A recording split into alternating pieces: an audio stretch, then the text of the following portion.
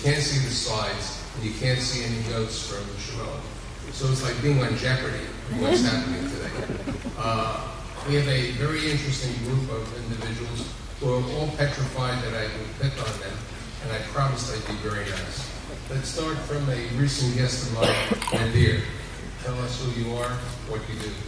Sure thing, and thank you, Ariel Properties and Legal Outreach for having me.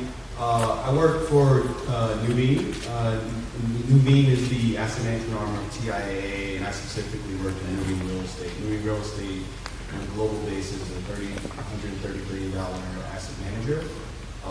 We're broken up by sectors, so we choose to be focused specifically on our asset class. So I work within our commercial business, and I head up our commercial business here in New York, capital markets, so buy, sell, finance, as well as asset management, and I do portfolio management. Mr. Banker, Mr. Fingerman. You said you were going to be nice. Thank you, Ariel. Thank you, Legal Outreach, for having me as well. I'm Joe Fingerman. I'm a Managing Group Director of Commercial Real Estate Efforts at Signature Bank. Signature is a $51 billion bank, publicly traded. Myself and John Zierin, who's with us today, manage approximately a $25 billion portfolio of New York metro real estate loans and multifamily accounts for almost $15 billion of that 25. Signature is consistently considered a top 5 multifamily lender in New York, and that's all I have. With notes, I'm very impressed. Todd. Good morning. Thank you to Ariel Legal Outreach as well. Ty Barnes. I oversee residential acquisitions at Taconic Investment Partners. Taconic Investment Partners is a New York-focused vertically integrated developer. Some of our recent deals include acquisition of the property from Disney and Silverstein on the West End. Very small property. As well as spec development, which might be the best commercial development in New York City at Hudson Square. So we do New York, and this is our sandbox. So, what came out of Shimon's positive and negative discussion is that multifamily is having some difficulties. Joe, you're the banker. How have you changed your underwriting, or how have you looked in your underwriting today in light of the act of June 14th and in light of certain other events that may take place, like additional controls? Michael, I wish we could say it was just an easy policy change and that we could look, have a new policy that comes out that we apply across the board for all of the different multifamilies. But unfortunately, each building needs to be looked at differently. If you have a building in the Bronx, that might not have had as big of an impact as a building that would be completely free market or partially free market in Brooklyn. So we look at each deal separately. We have new underwriting criteria with higher debt service coverages. We look at the taxes, which is a big factor. Now you're not only if it's a rent stabilized building, you're now not only unable to grow the rent, but the taxes and other expenses. Your income is fixed and your expenses are variable going up. So we look at that. We are still lending in the New York marketplace. We are still lending to the right sponsors at the right basis. And we continue to want to do that.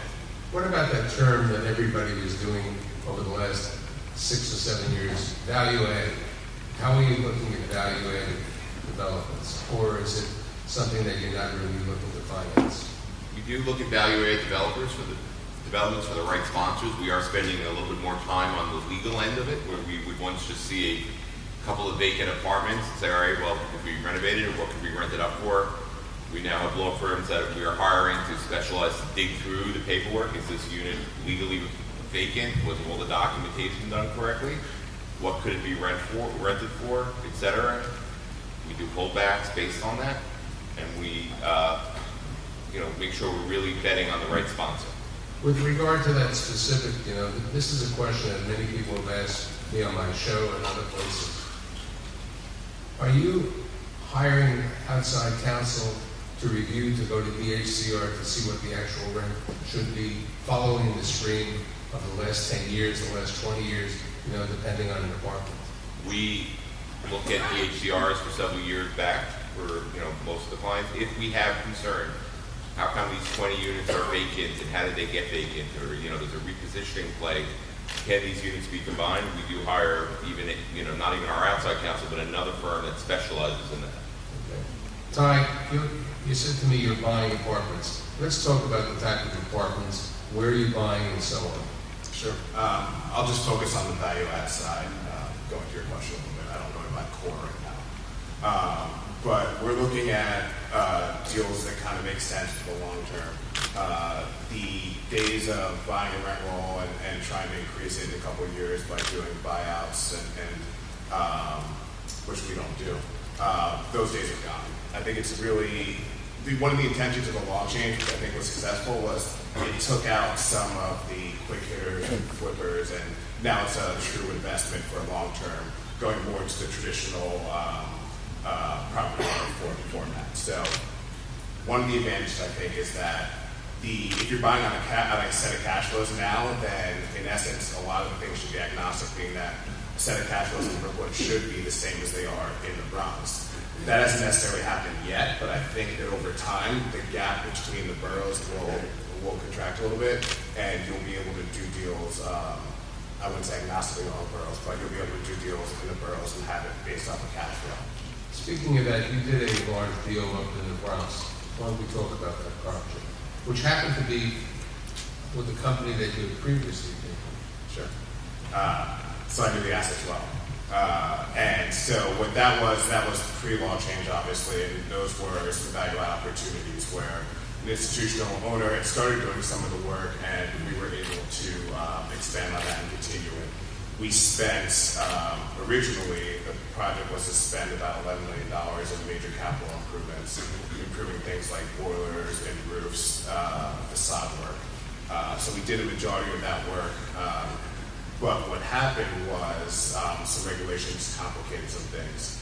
There's something called a certificate of non-harassment that got enacted by the city council right after we started that deal, which complicated getting some permits and doing those processes. Also, MCI program was literally a dead stop for all of 2019 and some of 2018 because they knew that the law changes were coming. So no MCIs, or very few MCIs, I should say, got passed in all of 2019. So if you did the work in 18 like we did, you don't get any of the benefit until hopefully now 2020. So those complicated some of the deals, but we are a low leverage buyer, and because of that, with the law changes and some of those delays in cash flows, the projects will still be successful. And what type of cap rates are you expecting to achieve? I would hope that when sellers understand that the market's changed and their building is not different than some of the other ones that recently transacted, I think that the 5.5, 6 world is a reality. Okay.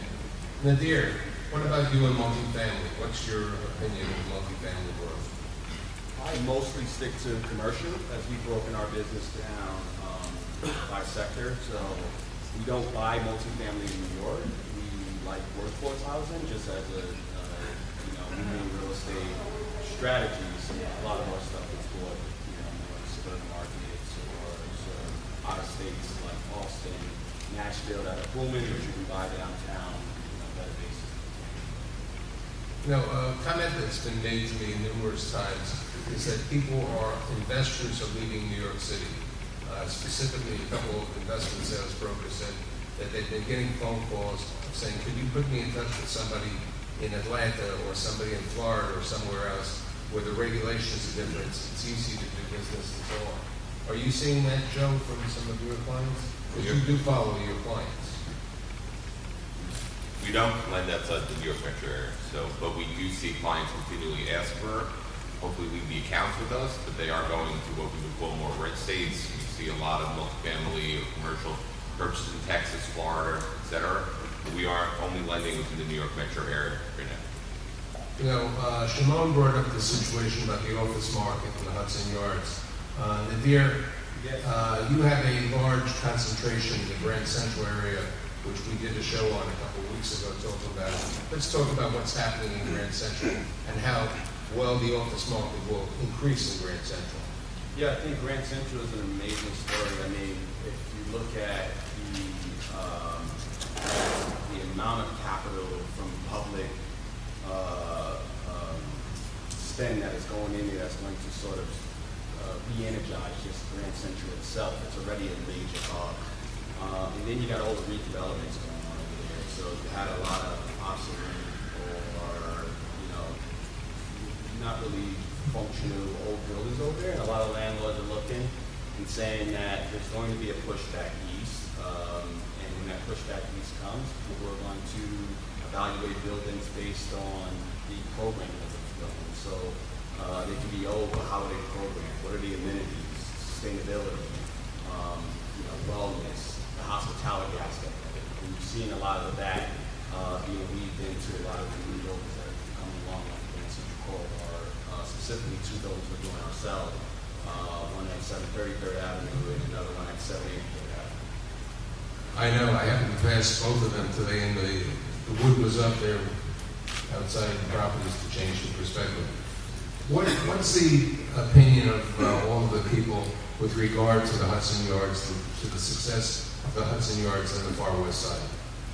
We love it. It hasn't been a master plan community. Probably Essex Crossing is the only other thing that has developed, right? Which I promised Ty I'll ask him a couple of questions. So, you know, other than that, right, that it was great for the city, and I think for where we own properties, we love the halo effect. So we don't own anything in the Hudson Yards, but we own in Penn Plaza. And Penn Plaza is receiving a lot of sort of what I would call, you know, good compression from what's going on in the Hudson Yards. A lot of service providers will be there. A lot of other people that don't want to pay, tenants that don't want to pay $100 per square foot, but still want the connectivity of work, live, play. They'll settle for Penn Plaza area as well. And then there's a whole redevelopment going on with Penn Plaza that's to take place pretty soon as well. So we're really bullish on the Penn Plaza sub-market right now. We think there's a good affordability factor from price per square foot. Ty, let's talk about Essex Crossing, and let's also talk about investments in markets and areas that you're looking to go into. Sure. So I don't work on Essex Crossing on a daily, but have been there many times, and we do have discussions as a firm. I think that one thing that we did right for Essex Crossing was there was a lot of community involvement. After seeing what's happened and some of the pushback politically now, the fact that we got the community engaged with the plans, you know, multiple years before any shovel went in the ground, I think is one of the reasons that project's successful. Also, there's a lot of local community involvement for a lot of the retail there as well. So that's one of the reasons why I think it's successful. I think for these larger projects going forward, I think that's paramount to have any sort of success. Joe, I think recently you've done some financing in Brooklyn in the Coney Island and the Gravesend neighborhood. What's your thoughts about that marketplace? You know, we love all of Brooklyn. We do a lot of lending down in that area. There's still some transportation issues to get people into Manhattan. It's a long commute. But we've done financing throughout Brooklyn, et cetera. It's a strong market. People want to live there, et cetera. Now, dear, with regard to the other boroughs, I hear Manhattan, you know, the two renovations, and I know that you've been into Long Island City and other markets. Where's your sweet spot when you're looking at a transaction today? Right now, there's a paradigm shift between how occupiers want to take properties, right? So you look at, you know, how the Plaza District was built because all the CEOs lived on the Upper East Side, you know, but now those CEOs live in Tribeca, in Chelsea, in Hudson Square, right? And they're called Twitter, Facebook, Google, some big advertising companies. So, you know, we like live play markets, and we like transit oriented. So we like Midtown South, we like Hudson Square. That's where sort of we're looking at. You know, everybody has said, you know, it's a year right now that Amazon made the decision not to go to Long Island City. How do each one of you see the market in Long Island City today? Nadir? I think it's developing, it's changing.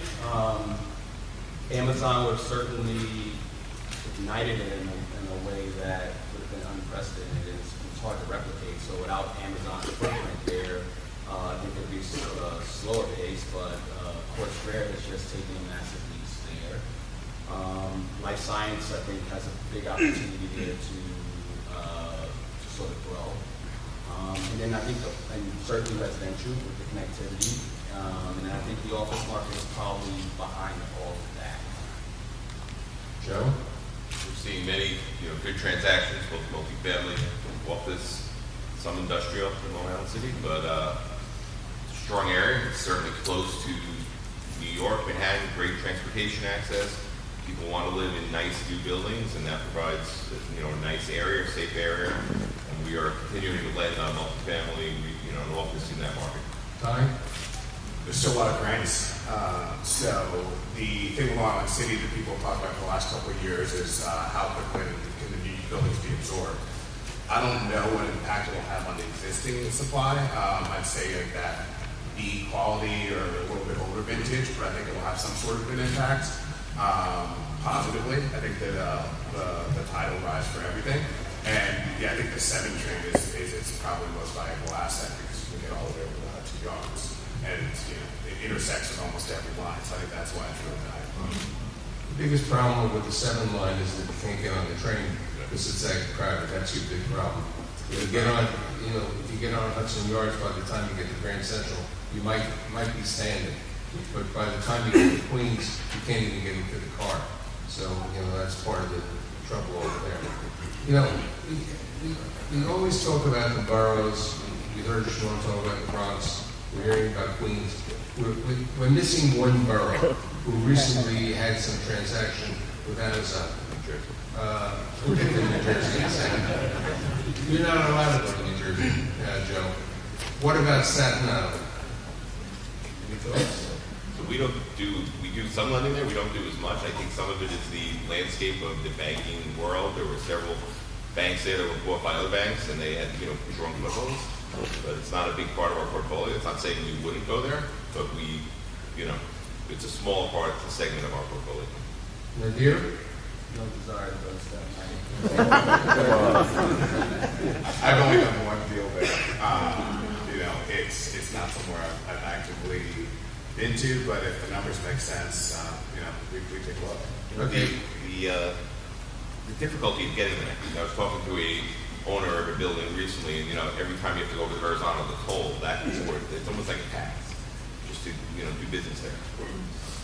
Yeah, I'll put some context there, not no desire, but that's the thing. I'm in commercial space, right? So to think about occupiers, most people, Staten Island.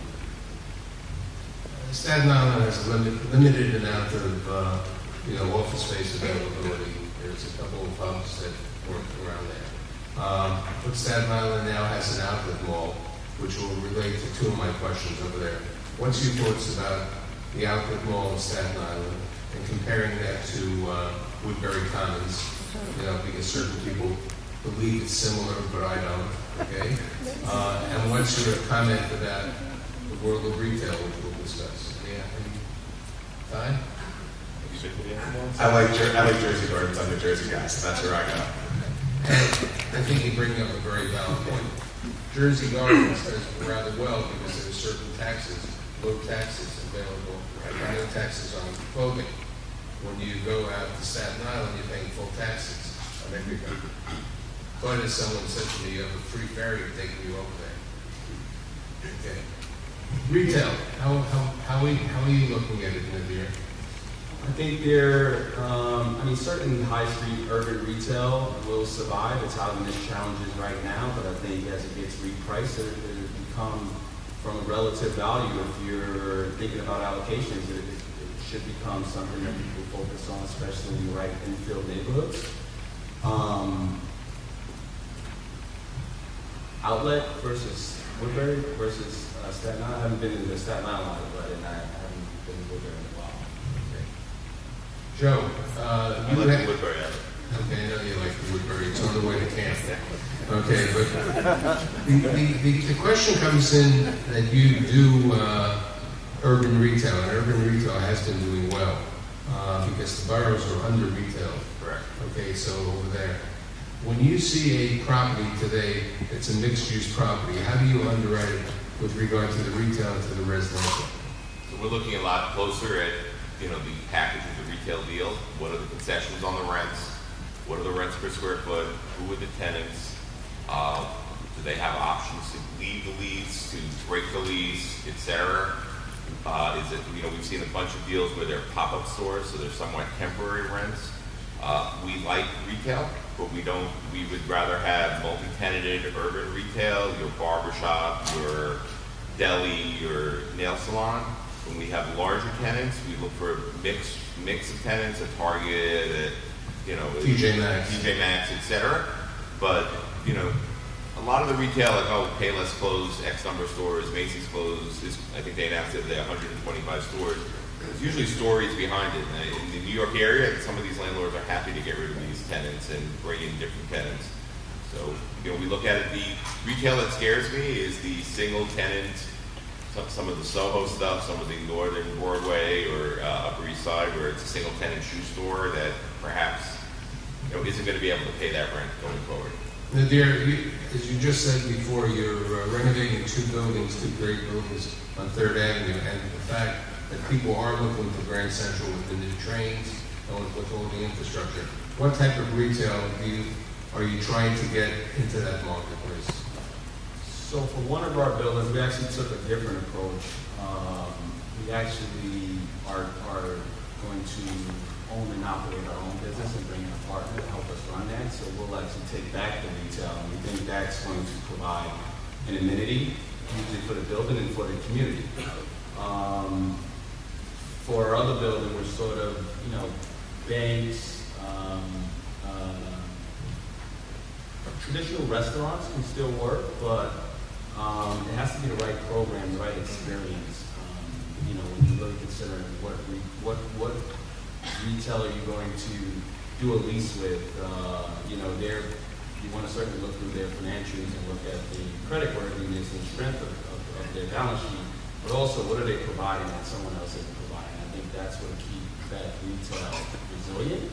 And you can certainly still consider traditional retail as a part, and we are for one of our buildings, and then for the other, we decided to do something different by taking the operations into our own management and doing a pilot to see if we can really drive towards something special for the tenants. Here's a two-part question on retail, and then I'll get off the retail subject. Quick service retail being one, okay, and the aggregate number of new food halls that are opening up all over the city. Anyone want to take that question? We love the quick service retail. We find that, we have a lot of Chipotle's in the portfolio, salad places, et cetera. They seem to do well. They seem to, keep the concept relevant, and continue to, build customers. We don't really do much in the food hall space other than perhaps eat there when we're looking at properties. I don't work too much in the retail section, but I know that we partnered with President for our Essex Crossing project, but I think it's paramount too. You have to have someone that understands that space. It's not just It's building. like 125,000 square feet. Right. You can't just build and they will come. You have to be really smart about it and get the right tenants in. You have to be able to know what type of hours they'll service too. You don't want a lot of people that are going to shut down at 5 o'clock. You want people that are going to stay open late so that it helps the other businesses. So it is definitely a team and a collective approach, but it's quite challenging, I know that. Here's something that people aren't aware of.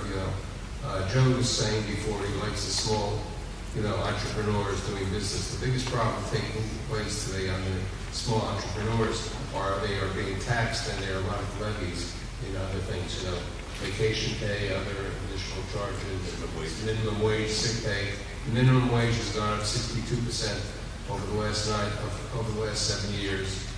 Additional insurance getting paid $15 an hour. There's the tip wage, tip service wage situation. And then there's a very big thing that people aren't aware of, that at one time you were able to get a liquor license within 30 days. Now it's taking between 120 to 180 days. Now as a landlord, when you're giving them some concession, if it's taking 180 days, it's coming out of your concession and your business is having an effect. Are we getting too much regulations on our retail environment today for the small entrepreneur? Any thoughts? Okay. I think, with Amazon as well, we're not even discussing that. So a lot of these smaller drugstores, mom and pop type operations, steeple store, et cetera, are competing, with the internet. So that's also something that is even added on top of all the minimum wage and different regulations. With regard, you bring up Amazon, so let's get to the subject that I recently had Jason Gold from Ariel on the show on the Bronx, where we discussed industrial. There's a significant amount of industrial being planned in different markets. But I was saying to Ty before about Brooklyn, that they could be possibly industrial in East New York and industrial in Coney Island. Then we brought up the fact that you're not allowed to have a truck on the Belt Parkway. So, you may have the opportunity to land, but you don't have the accessibility on that. What's your thoughts about the new industrial plan all over the city, which is multi-level industrial as opposed to the traditional industrial? And that could be an investment question for you. I also don't follow industrial, being commercial space being owned office. But for what I've seen Amazon's New Jersey facility, which is multi-level. I think that the technology that they're putting in it allows them to be more efficient, densify. I think that'll be good assets for industrial. So that would be my say that I doesn't follow the industrial sector. Joe, have you entertained? We've left on industrial in Brooklyn, not in East New York, not in the southern, more on the water. We've also done a lot of industrial in northern New Jersey and some in the Bronx. We like the space, with the right operator, the proximity to New York City. These companies need the space. Ty, let's go to some of the developments that Taconic has got involved with. Tell me about the Brooklyn project on Surf Avenue, which is, I believe, 1,100 residential affordable units. Right. And so I'm not that active on our development teams, but one story that I've heard about it is that that was a project that we bought a long time ago. We were sitting on it, kind of waiting for the neighborhood to come around. I think it was only 17 years. So. Good things to wait. People will wait. But I think it dovetails really well with what the mayor's trying to do. If he is, as Sean indicated a little bit earlier, going to increase his affordable housing components. The public-private partnership has to, for the city to succeed and for real estate to succeed, I think it really has to happen. We are not, I think we're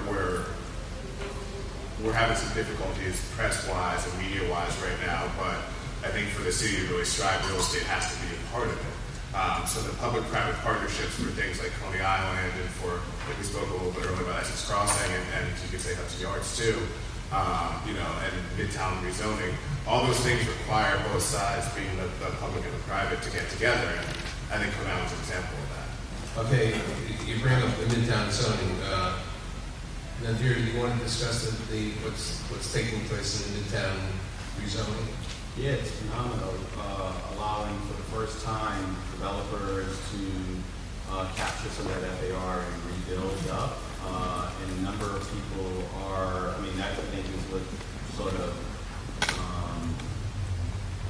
what's the impetus to getting people started with development and looking at. And Third Avenue was just a recipient of seeing what was really going on Park Avenue. And you see JP Morgan's building and you see basically a bunch of different buildings going up over there, really taking place over the Midtown rezoning that really is going to change the landscape of Midtown. Okay, an area that we had 67 million visitors to New York City last year. One area today, which has an area, a couple of questions on it, is the potential that you may have to get a permit for a new hotel. What's the panelist's thoughts on the hospitality industry in light of the new permits, in light of Airbnb and other entities like Sounder? We're not in the hotel space at all. You being in general doesn't address the I don't mess with hotels either, but I know that there is a big push with people renting out their apartments to Airbnb and VRBO, and I think that's something that we have to overcome too, because I don't think there is a lot of regulation on that, but they're trying. Okay, September was a time that there was a company called WeWork who was around. Okay, they just signed companies. It could be Notel, it could be WeWork, it could be others. How do you look at that type of finance in your underwriting for financing the building? We're not afraid of it. We have probably a handful of loans with either WeWork or another operator in there. The bottom line is we see that the subtenants or these smaller companies, they want to be in these type of spaces. We do a fallback analysis on some of those leases, that if we had WeWork was to go out of business or convene or they were to leave, what you could rent it for is similar to what the market is. But in general, I have like 2 or 3 very good friends that have small businesses, have WeWork space. They love it, and I sometimes wonder if our employees would do better in that type of an environment than in a corporate office park, a corporate building, etc. In a similar manner to the co-working, and this is a thought more for maybe Ty and for Joe, co-living. There are more and more entities going into the co-living since there's the unaffordability of renting an apartment today. How do you look at co-living, Ty? We don't have any in our portfolio right now, but as things continue to get more and more expensive, I think people get more receptive to those types of living environments. Am I actively looking at it right now? No. Would I, if a deal made sense and part of it was co-living, like if you were subleasing part of it to a university or something, I wouldn't shy away from it. With regard to that, We don't have much of an exposure there. I mean, it seems like it's a growing concept that we're probably going to have to sort of vet, because people want the quick experience of just looking on an app, finding a roommate.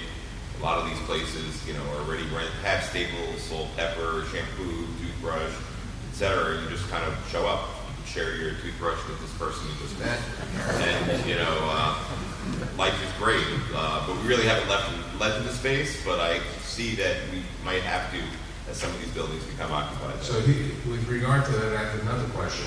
If you would lend to that space, would you lend to the space with the 3 tenants in the apartment, or would you rent it as a standard 2-bedroom apartment?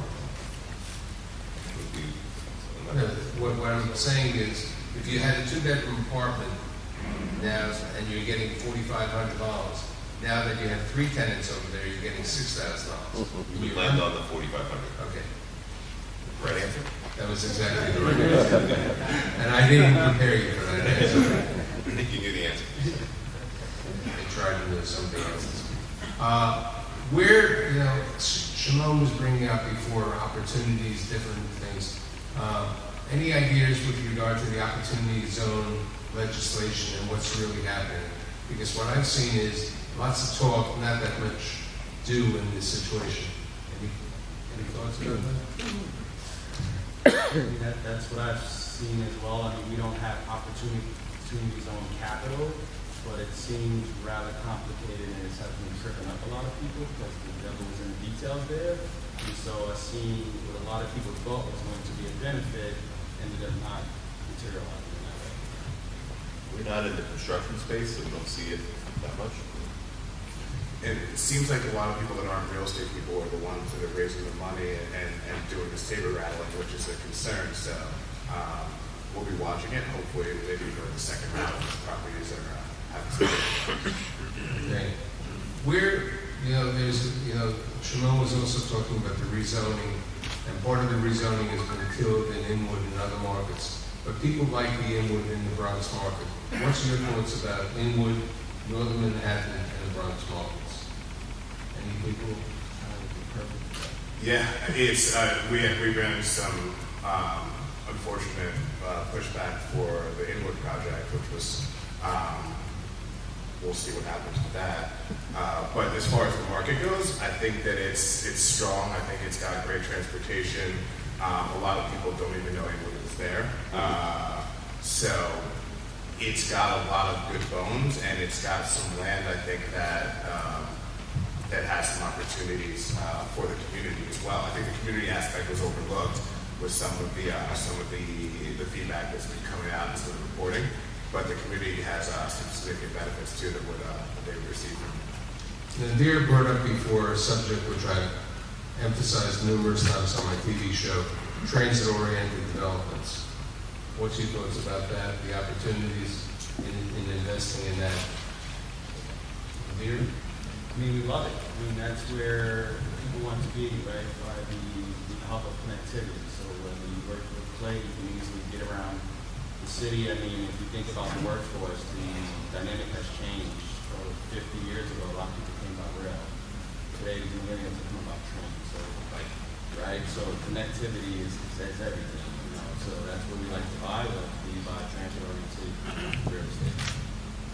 Driving's just harder around here too. I mean, so I think it just makes sense. You know, tolls keep on going up, getting around is taking longer. So I only see it increasing, and I know some cities are being smart and getting like transit designations so they can get grants and some things like that. I think that will continue.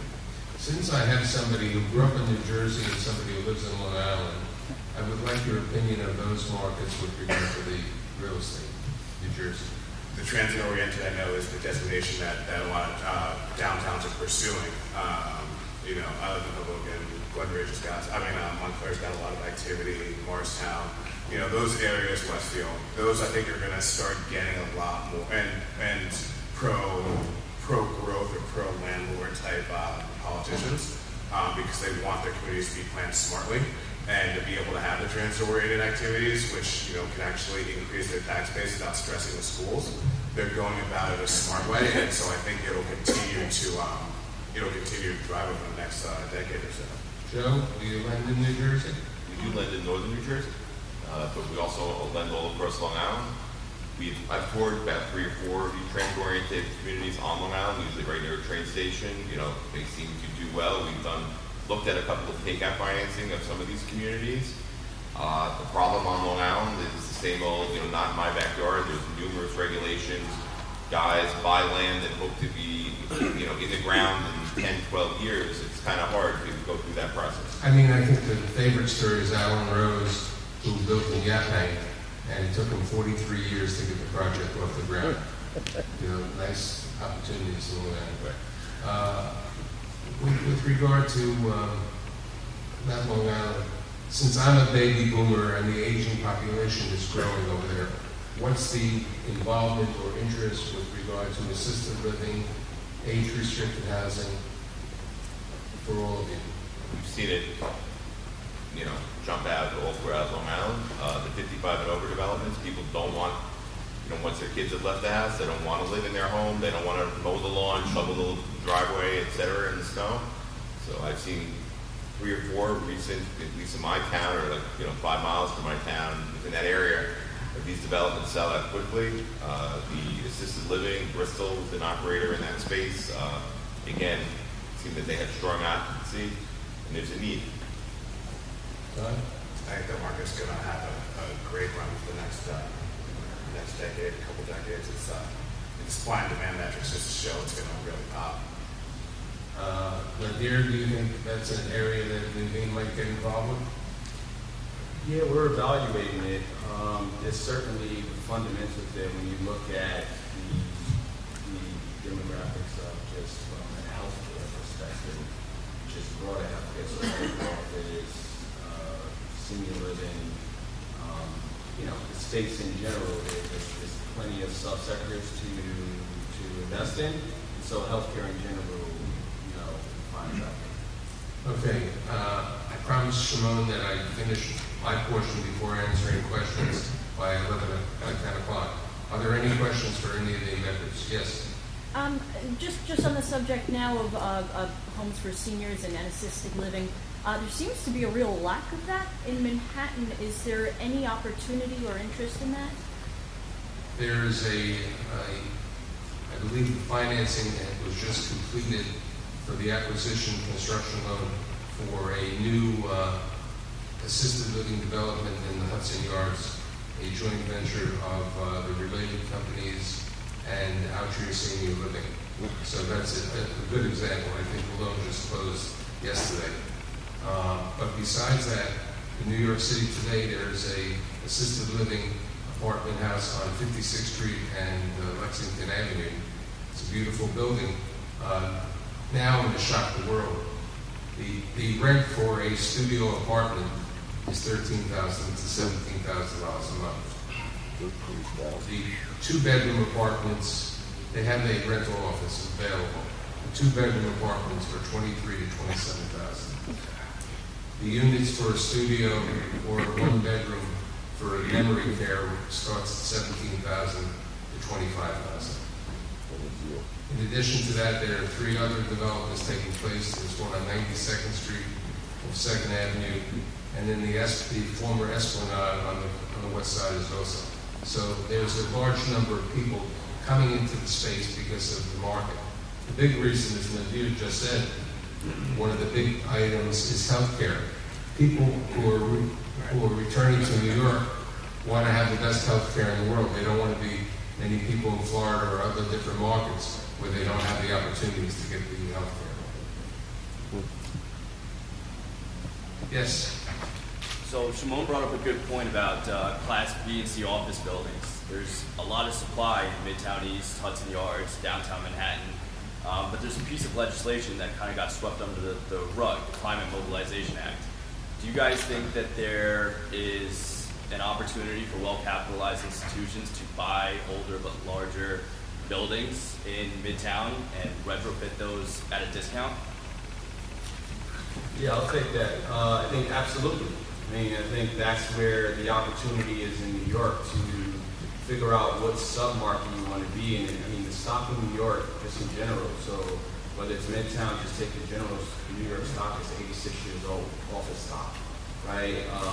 And so there's plenty of opportunity to come in, retrofit those buildings, program in a way that you keep the character of the building. I mean, these days, you look at, using your example, Midtown, you know, you can keep the physical bones and look of it still looking old. You don't have to have a glass and steel building, but certainly make it more efficient, change the systems, you know, program it with the right amenities and make it look something, you know, cool like that's what tenants want today.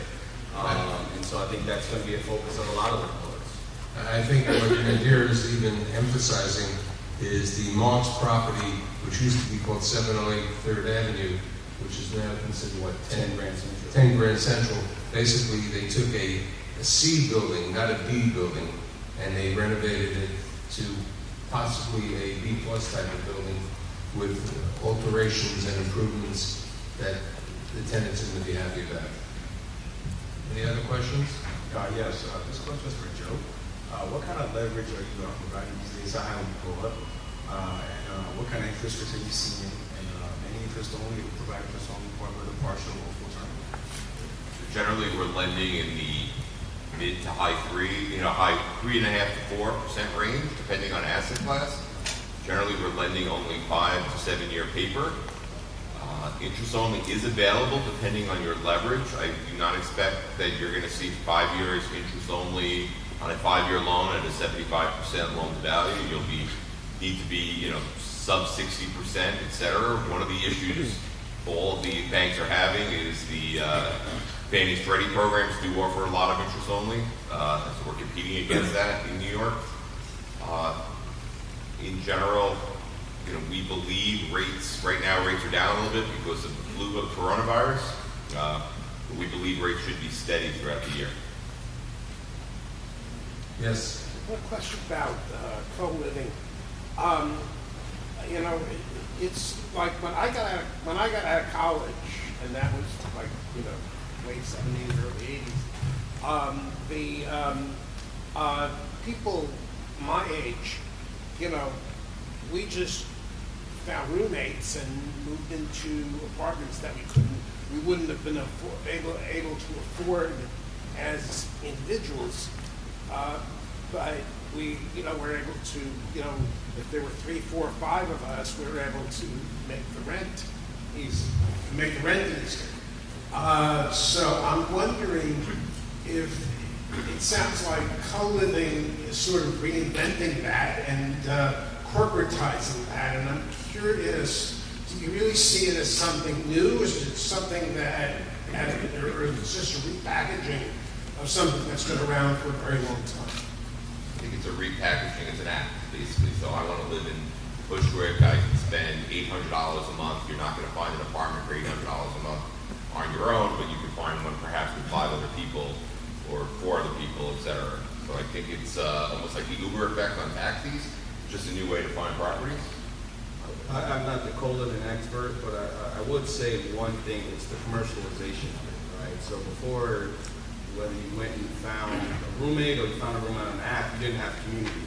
In these co-living, purpose-built co-living, they basically curated them with classes and ways to meet people and breakout places to eat and play pool, and so stuff you couldn't do if you just go rent a building with a roommate. It's not going to be the same experience as somebody going to a purpose-built co-working that's going to have a communal feel to why they paid into that community.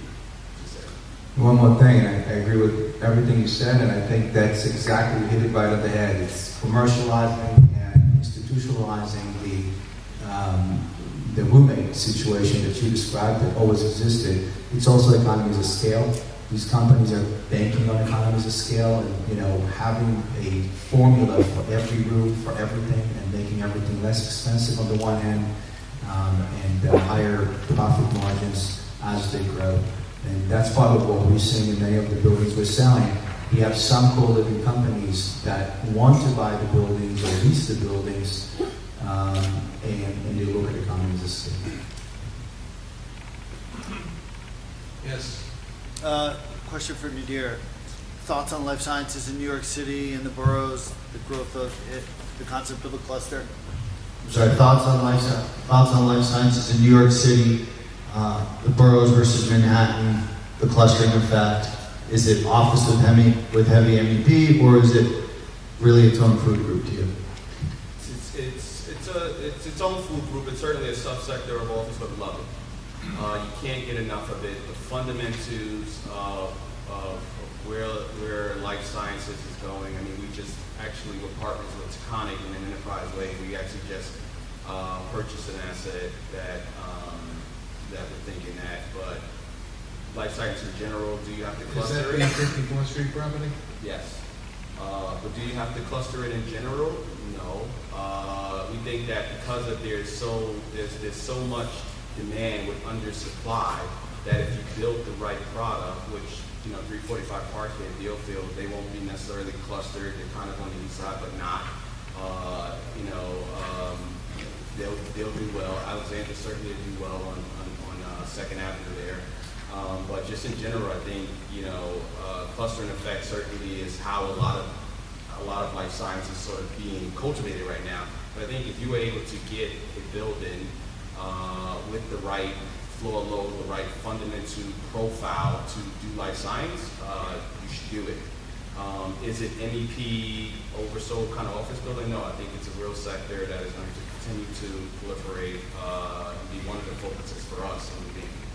I think with regard to the life science today, GFP, the Burrell family properties, coupled with King properties and Blackstone also, have made a major commitment. Blackstone with their biomed up in Ardsley, so it's all over. But I think there's going to be a larger preponderance of it in Long Island City because of Cornell Tech. So the Cornell Tech is really having an effect on that. Yeah, any educational institution will benefit the landlords by it. I mean, we dealt with the Tasty building last year and raised money for that. That's going to be a life sciences building, 350,000 square feet on 126th Street, right by the extension. So I agree with you. Long Island City is a great place. I think certain areas in Harlem are great places, and boroughs in general. And I think with regard to the Harlem is the Proton Center that was built on 125th Street, on the east side. So, the clustering around is all over. One more question? Yes. I have a question. We spoke a little bit earlier about the much smaller companies and how it's kind of rough on them with all the regulations. Obviously, also competing with Amazon. But in terms of office space for smaller companies, you have a lot of the big tech companies are the ones taking space in these new buildings. But not every company is Facebook or Google or anything close to it. If you're the owner of a B or C building, do you still have to spend a lot of money to upgrade your buildings and put in lounges, or is it enough to be affordable, comparable to these new buildings that have all these amenities? This is for commercial? Uh-huh. Well, if you're a B and C building at this point with local law 97, which I think is synonymous with the Climate Mobilization Act, you're going to have to do what you have to do to make the building efficient, and there's two targets, which is 2024 and 2030. And so you'll have to do what you have to do, or you'll face fines. Now, from a competitive perspective, I mean, you should just do that because that's the right thing to do anyway, even without the law, because from a competitive perspective, I mean, tenants are getting savvier and more sophisticated, and you could rationalize it to say, well, I'm not going to put a lot of money, but I'm not going to charge a lot of rent, and that's sort of how I hold it. But then nobody still just wants to rent from a building that just looks functionally obsolete. And I Right? think- So to stay competitive, you're going to have to repurpose those buildings, period. Maybe it shouldn't be an office building anymore. Maybe it should be something else, or you're going to have to program that building in a way that it survives what I would call office of tomorrow. I think part of it is also the emissions control, the sprinklers, and the other items are having an effect on the repurposing the building. There was one last question in the back. Yes, for Joe. Looking at your existing borrowing base within the multifamily portfolio, how are they handling the declining trends within the rent-stabilized space? Are you seeing that materialize through weaker credit? And is the expectation that credit is going to soften as some of these loans mature, or is the original underwriting leverage low enough where it's going to be able to offset that? So a couple things. First is what you just said. The initial, when Shimon was selling a building for $10 million 3 years ago, we were lucky to be able to offer 5.5, 6. We didn't have debt service coverage, so we needed to use a higher cap rate, et cetera, to get to that number. So if that building was sold for $10 million and now Shimon, and we lent $6 million, and now Shimon says the market's down 20% in that certain asset class, not that you're saying it, but perhaps, you know, you're having a $6 million loan, $8 million value, you're okay. What we've seen more is, as far as credit quality, is loans that were made with, let's say, a 125, 130 debt service coverage. The expenses have gone up, whether it's taxes, et cetera, and you no longer have the opportunity to boost the rent roll.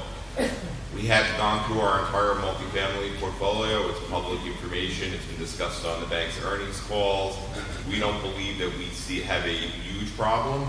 We do have some loans that, as they mature, will require either a pay down or a guarantee or, you know, some other credit enhancement in order to get there. We've also, you know, there are always more sexier lenders on the block than Signature Bank, and, you know, we could encourage refinances as well. We have not seen any defaults because of the new legislation. The defaults or any issues we've seen are typically more macro, you know, a divorce, a gambling, a drug problem, partnership disputes, things like that. But we really haven't seen a weakening of payment history or tenant occupancies. In fact, unfortunately, a lot of the owners are no longer putting a lot of money into the building on the repairs and maintenance side, so we've actually seen incomes go up in some cases. Well, thank you very much. Thank you, Michael. Thank you, John.